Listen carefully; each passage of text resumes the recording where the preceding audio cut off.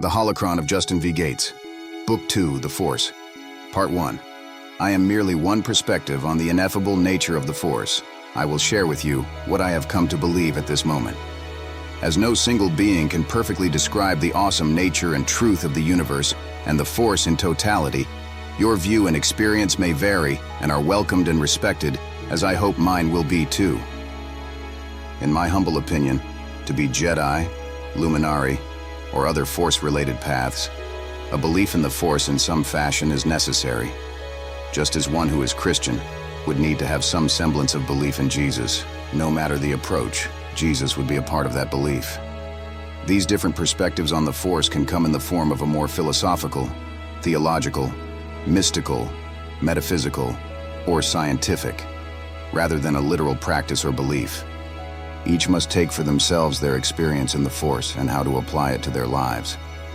I would encourage you to seek and learn as many teachings and perspectives on the Force as you can find, and then come to your own conclusion and understanding that you will be able to share and teach someday.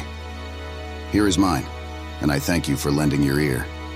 In the beginning, before time and space could be imagined, before any life, any sentience, any elements existed, before even the universe that we know and study now, there was untapped potential, an awesome intelligence beyond any mortal comprehension.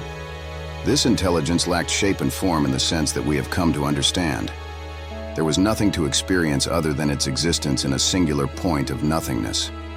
In one moment there was nothing, and in the next the formation of an entire universe.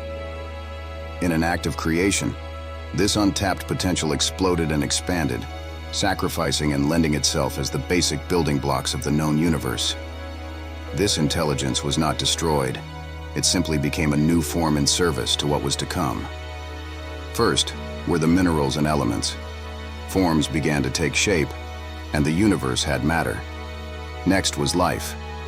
These formations of minerals, with the help of the elements, allowed life to spring forth across the galaxy in numerous and wonderful ways. Sentience was next. Life was able to feel, think, deduce, and choose the course of their lives in the place after birth and before death. Holding all of this together and permeating every single molecule of the universe is an innately conscious cosmic energy. We call this energy, by those who believe in its existence, the Force.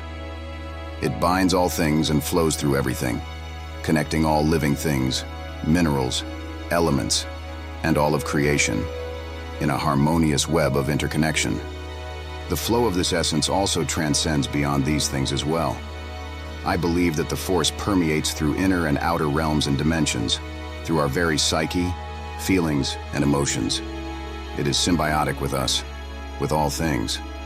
The Force stands as a testament to the divine order of the cosmos, embodying the eternal dance of creation and destruction, chaos and order, and seeking harmony in the universe.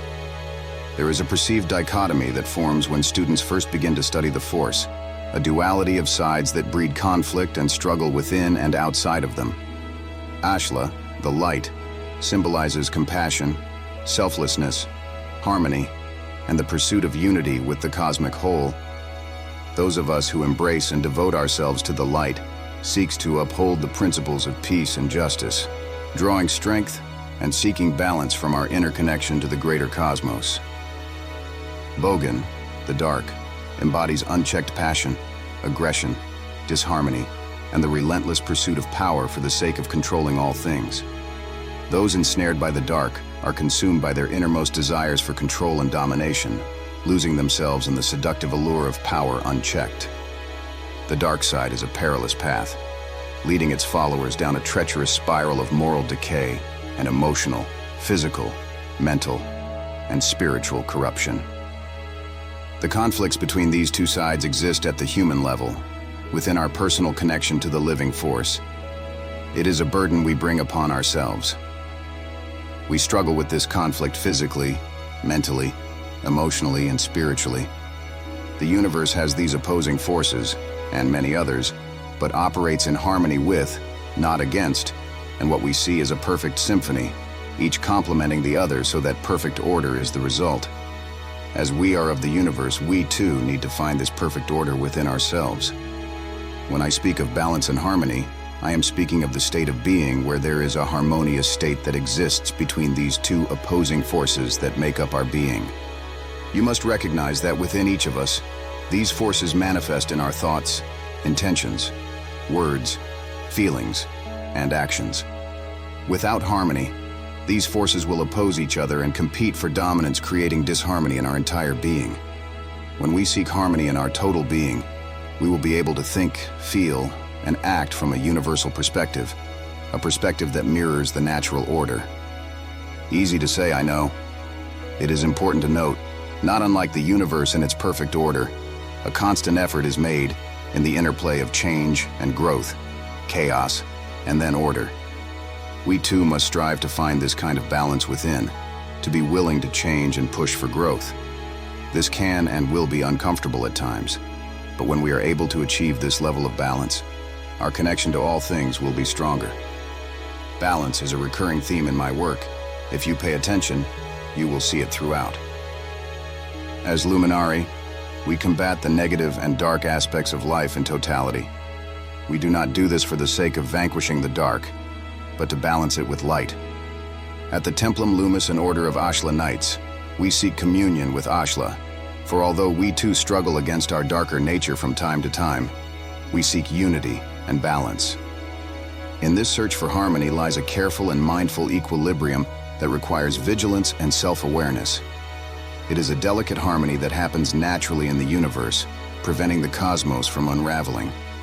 We can see the example that lies before us in nature. This is the same level of balance we seek. Through our understanding of the interconnectedness that permeates the universe, we recognize that every thought, intention, and action sends ripples through the tapestry of existence and touches every other thing. Follow and subscribe for part 2 and more profound truths.